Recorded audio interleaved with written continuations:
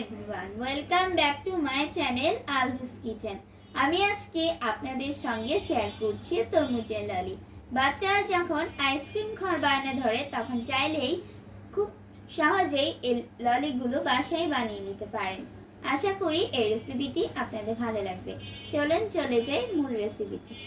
তরমুজের ললি বানানোর জন্য এখানে আমি তরমুজ কেটে নিয়েছি। এখন আমি তরমুজগুলোকে একটা স্ট্রেনারের মাধ্যমে ছেঁকে তরমুজের রসটা বের করে নিব। আপনারা চাইলে তরমুজগুলোকে ব্লেন্ড করে নিতে পারেন, তবে স্ট্রেনারে এভাবে করে ছেঁকে রসটা বের করে নিলে বিচিটা আলাদা করতে সুবিধা হয়।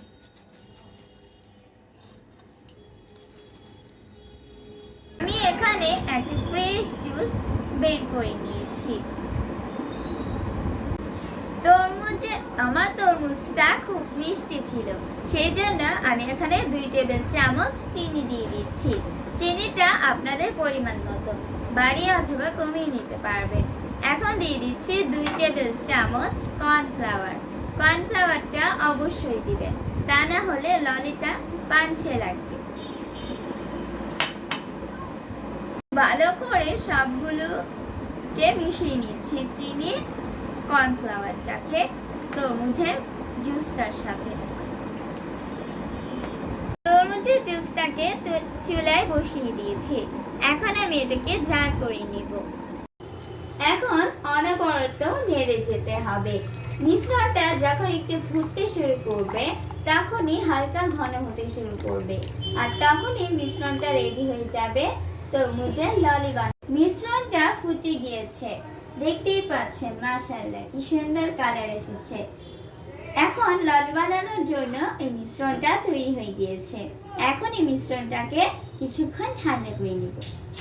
তরমুজের ললিগুলো সেট করার জন্য আমি এরকম একটা মোল্ড নিয়ে নিয়েছি, সাথে যে কাঠিগুলো থাকে সেগুলোকে সরিয়ে দিচ্ছি।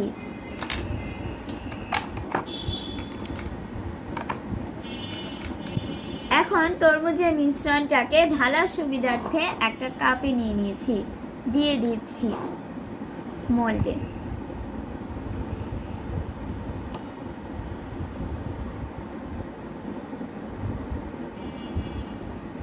যে পরিমাণে মিশ্রণ হয়েছে তাতে আমার 6টি আইসক্রিম হয়েছে। এখানে আমি ফয়েল পেপার কেটে নিয়েছি, ওপরে বসিয়ে আইসক্রিমের মুখটাকে বন্ধ করে দিচ্ছি। এখন ওপরে কিছু আইসক্রিমের স্টিক বসিয়ে দিচ্ছি।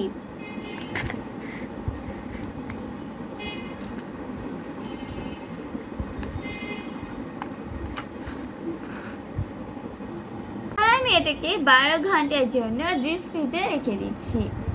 আমি এখানে একটি তরমুজের খোসাকে এভাবে ডিজাইন করে নিয়েছি। তরমুজের ললিগুলোকে 12 ঘন্টা পর বের করে নিয়েছি।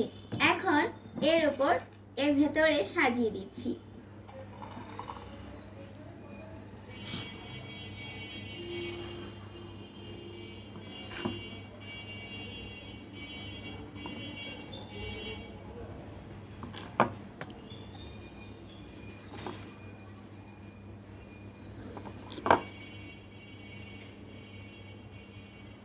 তৈরি হয়ে গিয়েছে তরমুজের ললি।